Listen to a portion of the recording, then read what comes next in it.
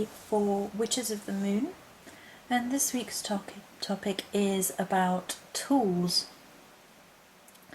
And I sat here thinking about how I was going to address this, because I've been told not to do a show and tell, but I do want to show off my tools. But I thought we could talk about them and go into some of the stories behind them and address why they matter or why not, and go from there really. So we're starting off just looking down at the towel, because the honest truth of it is you don't need any tools for witchcraft. You can have your own mind, your own heart, your own will, your own energy, your own spirit, and that's everything you need to make magic work. Tools are basically a way of amplifying all these things, of tuning into the symbolism behind things and helping you channel your energies. So, in theory, we don't need anything. However, you will see so many witchy haul videos, and I am guilty of this. You know, we like having tools, we like having reminders, we like having physical objects we can hold and helps us dial into certain thoughts, feelings, memories, energies. And it's just part of the human experience that we enjoy having items, tools, things. And some people will poo-poo it and say, you know, it's wrong to have tools. Some people will say they can't live without their tools, and to be perfectly honest, I think it's really up to the individual. I like my tools, and nearly all of my tools have a story behind them, and I think that's really important. So, to me, it's a connection with my past, it's a connection with my energies, my memories, my thoughts and feelings. And it all links up in a way, and I think the best way to go through that is to show you and talk about different things.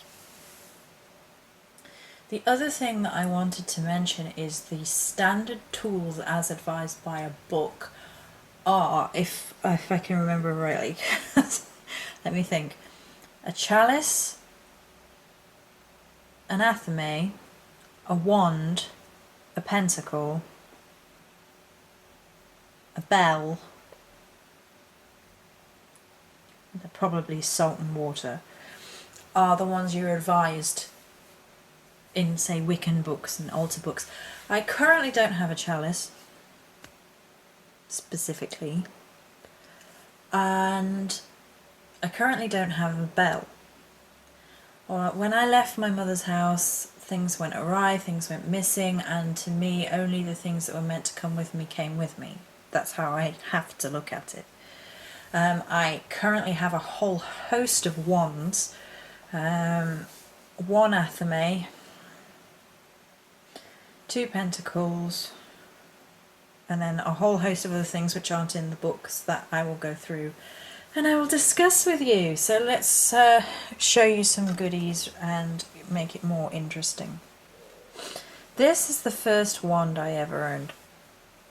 It's a one-of-a-kind piece of gorgeousness that I bought when I lived in Canterbury. The wand itself is rowan, and it has amethyst points and amethyst laid into the work. 2 amethyst orbs there, and the goddess holding a 3rd amethyst orb, and then the final point. This wand I've had since 2004, I think. 2004, 2005. And I've had it a long, long time. I think it's the oldest piece of equipment that I have and has stayed with me through everything. Yep. And it represents a lot of things to me. One, Rowan is the name that I take in open pagan places, forums, etc. It's my wood. It's the bark I resonate with. Everybody knows that I am an amethyst hoarder, an amethyst freaky lover of amethyst, and it's my spirit stone basically. So this wand is me in a wand. It also represents to me memories of the very early days, of that very excitable new working with tools energy. I'd worked with things before that point, but that's when I seriously started being able to invest in things permanently, and this was a major purchase. It was expensive back then. I imagine it's even more expensive now, but I don't think you can buy them anymore. So, what is a wand actually for? So unfortunately not very Harry Potter-ish in what it actually is used for. It's actually used as an extension of the arm, and the extension of the arm is therefore to direct energy. And I always think of the wand as being a softer version of the Athame. The Athame is used to cut energy, to be very, very sharp and pointed, whereas the wand is a gentler, softer, gentle. It's more about directing energy, and I don't think I can put it into words any more succinctly than that. There is interplay. Some people don't feel you need an Athame and a wand. I think you can use both. This I tend to use for actually circle casting, and then the Athame tends to be used for invoking because it's more of a direct, more instructional, more fiery. I also use the Athame in other work, which I will cover in a second when we look at it.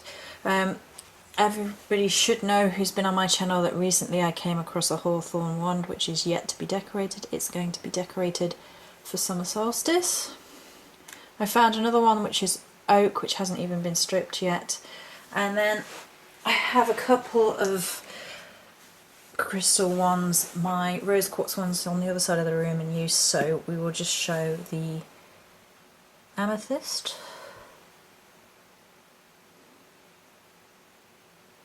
I love this. Oh, it feels like a piece of heaven. And it's part of my altar setup. It goes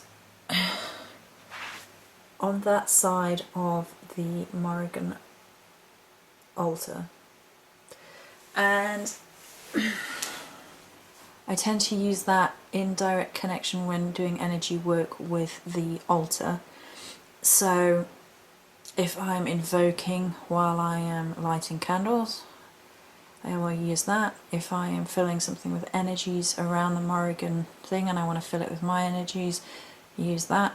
I also tend to use the crystal for because it's amethyst, it tends to be more directed in with direct spirit work for me with the Morrigan, interfacing with the Morrigan, whereas the wand of this wand tends to get used for Esbats, Sabbats, dark moon rituals, that sort of thing, whereas the crystal one tends to be more direct link in with the Morrigan. Hope that makes some measure of sense. Okay, so then I'll show you my Athame as we mentioned it. This is my second Athame. My first Athame was a Morgan Le Fay Athame, and the day it got stolen from me was one of the worst days of my life. the Morgan Le Fay Athames ties directly into the Morrigan, and losing it was heartbreaking. My sister then bought me this, my real life blood sister. This is my Athames. It has the goddess on it here, and then on the sheath. It still works within terms of Morrigan. She's often seen as winged, and it is still an incredibly beautiful piece. And the most meaningful thing about it is that my real life sister bought it for me because she knew how upset I was about the loss of my Morgan Le Fay Athames. Some people argue that you have to have a black handle on an Athames. I have had zero problem using this as an Athames. It's more for its cutting of energies. You know, if you wanted to cut the cord magic, you would use an Athames. When I am invoking, I use this for, say, calling the quarters. That's a whole topic unto itself. Oh, excuse me. And the whole Athames one debate, I think, is a difficult one. I've always used both. If I had to pick one, I would probably have to pick the Athames. And that is because the Athames, or sword, is a symbol of the Morrigan. And it's used in a lot of her rituals where you invoke, rituals where you are basically channeling the energies for certain things. You know, if you were doing the symbolic ritual of so above, so below, so I would use the Athames, so above, so below. And, you know, warrior magic, anything to do with the Morrigan. I don't even know how much more. I can't really go into huge amounts of detail. I don't want to tread over the line of what's sacred to me and private to me. It's a very difficult thing when talking about tools. So we'll move on from there. Like I said, I don't have a chalice, and that was again lost. I have 2 pentacles. That one is in use. That's the working pentacle. That spell is up on my channel at the minute, and it will continue to be lit. It's not lit at the moment because I can't be in here at the minute. The other one is a soapstone pentacle, which is currently in use on my Sabbath altar. Okay, so I've got a whole video on cauldrons on my channel, and I don't really want to keep covering the same ground as I've covered before. So if you want to hear in depth about cauldrons, I have that on my own channel. And I think what I will talk about now is tools which are sacred and special specifically to me, that I've used over and over again. Either they're very mundane but they're very useful, or there's something hugely spiritual in my path about them. So the first thing, and you can see something that's imbuing, is this. It's actually the glass bowl that I'm referring to. It's actually from Tesco of all places, but it has turned out to be the single most useful thing I have bought in a long, long time for all sorts of reasons. I use it as a candle holder, particularly for the working candle. I use it to put herbs in, I use it to imbue herbs in, I use it to put creative mixes in, so I can actually get the light underneath so I can see what it looks like. I use it for a visual thing, so if I want to take pictures of herbal blends or whatever, that's in there. I imbue things in it, like right now this is imbuing with crow energy. It's uber useful, and it's not something you will ever read in a book. It's like the daft tools that you could really use. Like another one is those over there. Hang on. Let's zoom in, please, camera. Those are tongs, and you can use them for holding charcoal blocks so you don't burn your fingers, and retrieving anything that's hot when you don't want to hurt yourself. all sorts of things, and they have, you know, it's so useful. I think I actually did a video about mundane tools that are actually really useful. Incense burners. It's a mess there, but because I've got to clean that incense burner off. I have a couple of them. I want a really nice one that I've seen. I'm a hoarder, can you tell? Right, so above all, if I had to pick out my favourite witchcrafting tool, it would be the candle. So I could probably, that's my working candle. Look how dark it's gone recently. Gonna have to make a new one. Look how, yeesh. It's actually lavender that has sunk underneath the wick, but it looks quite odd. Right, so this is my working candle. All the lavender's more or less gone now. I'll actually light them, why not? This is a candle that I've made, one of my spell cauldron candles. That one's for divination. So divination, I like that.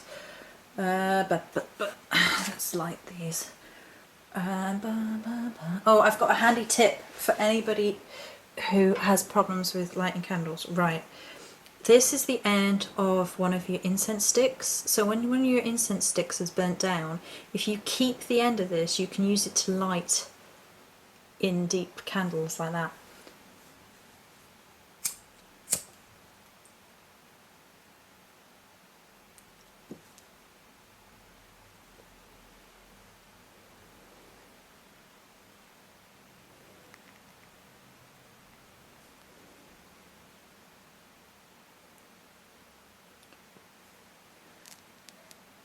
There you go, handy tip. Oh gosh. There we go. Energy coming off them is nuts. So I absolutely love candle magic of all descriptions. Candles are, and burning magic and fire magic are my preferred method of spellcrafting. I think it can be simple, I think it can be easy, I think it can be elaborate. Over there is a candle that I made for the Morrigan. It's one of my most elaborate spell candles.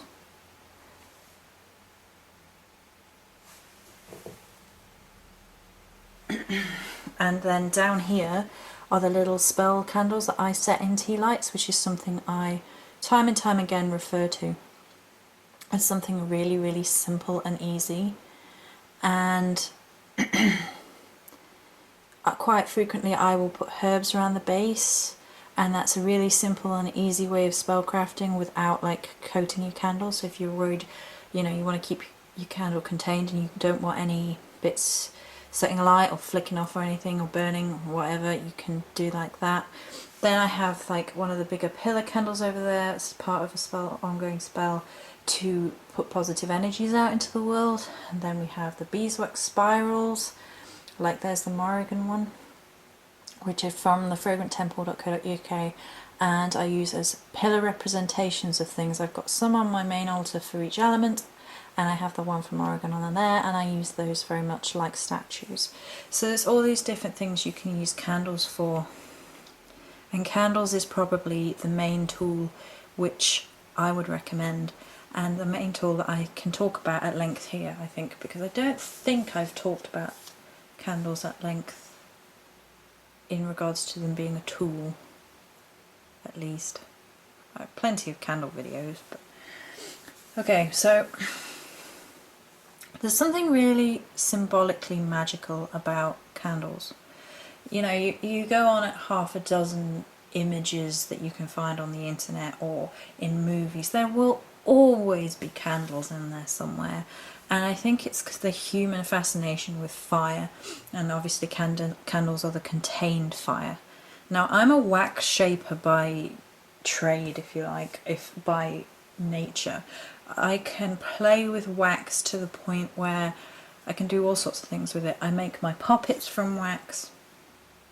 I'll get one of those, I'll show you while I talk. I create simple spells using the spell candles, and I create more elaborate candles for all sorts of purposes. You can utilize colour within candles, you can utilize herbs in candles, you can utilize scents in candles.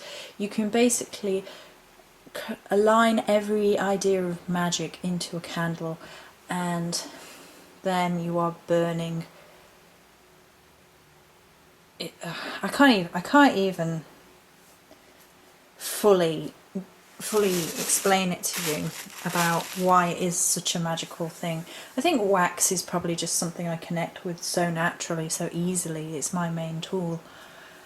You can basically have each element within wax. You have your fire when you set it to light, you have air as in the air that makes the candle go, and you can put scent into it. You can have earth in it from the physical wax, the hard solid wax, and any herbs and things you add to it, and then water is the liquid wax, whether it be liquid wax drip, like I've just pulled one bit off, that's being clumsy for you, or the liquid wax within the actual candle. And then you can see how you can utilise colour magic. I utilise it in the spell cauldrons, all sorts of things. And then this is, I've unwrapped him, is one of my poppets. This is for my spirit, trying to keep my spirit healthy and balanced, made of wax.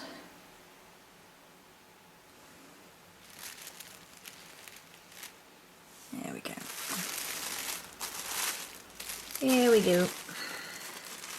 Go back in your nice little paper there. So if I had to recommend one tool, which I guess is where I'm going, because if I cover every single tool I have, I think we'll be here all year, and I think we've been here for a while already. It would definitely be candles.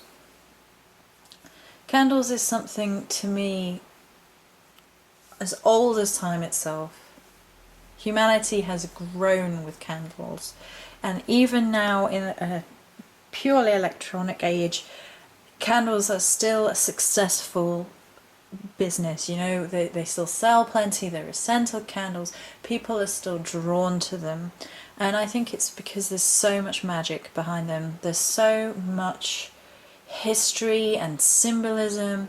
You look into any idea of what a witch is, you will find pictures of candles along the way. You'll find other things as well, but the most frequent tool I bet you find is the candle. And it's illumination, it's knowledge, it's really great for meditation. You can focus on candle flickering and candle flame. It's a great release of energy. It's a simple thing. It can be as simple or as elaborate as you like, which is fantastic. Like you can throw a spell candle together in minutes, or you can, like that one over there, take hours, even days over something like that. And that's fantastic, the versatility of candles. I just am a huge candle, above all else, I'm a candle maker, a wax shaper, and I just love it. It's a tool through which I can express my individuality, my being a witch, my putting magical spells into physical form, if that makes sense. I hope that makes sense. And I love them for all sorts of things. I have them as symbols. I mean, literally, this candle is for Maca, right? So it never gets lit because it's just too damn pretty. I actually keep giving gifts of little candles and things. I keep giving my real life friend Linda like little bits and pieces. Like we do a Samhain swap, and then every so often I'll just go see her and I take her a little present, and I took her a little spell candle this time. She's like, you know, I'm getting a collection, don't you? Because I don't want to burn any of them. I was like, I don't burn them either, apart from this one. This one I've been burning and anointing it with oil as well, and it actually works beautifully. Look at it burning now I'm talking about it. Woo! And it smells gorgeous. The whole house smells really nice after this one's been burning, which is fantastic. There's nothing in it apart from herbs and some oil, some herbal oil, not like scented essential oil or anything, just an oil of a herb. And it's just yummy. There's something about them, I can't fully put it into words. I'm trying really desperately to cover how I feel about them. But I mean, even looking at the working candle, as you see the light coming through, I don't know. There's something magical about them, and I don't think I can fully and utterly cover what it is. I think it's just literally finding the tool that speaks to your heart and soul more than any other, and that you work with best, and going with it. So I've shown you a few tools, and I wanted to focus on one, and my main one, and that would be candle magic. Candle is a Joey tool. By the way, I'm going to show you how I put them out, just so you've seen it. Though you are extinguished in this world, where you burn ever bright in the ether. Blessed be. Though you are extinguished in this world, may you burn ever bright in the ether. Blessed be. That's just how I do it. I just thought that might be a nice ending to the video. So that's it for this week for my Witches of the Moon tool video. I'm sorry if I didn't cover every tool, but I think it's important to focus on a few important ones. And I hope you enjoyed this video. Please subscribe and check out everybody's original channels as well. Mine is Joey Morris. I'm Tuesday's host. Thank you for watching.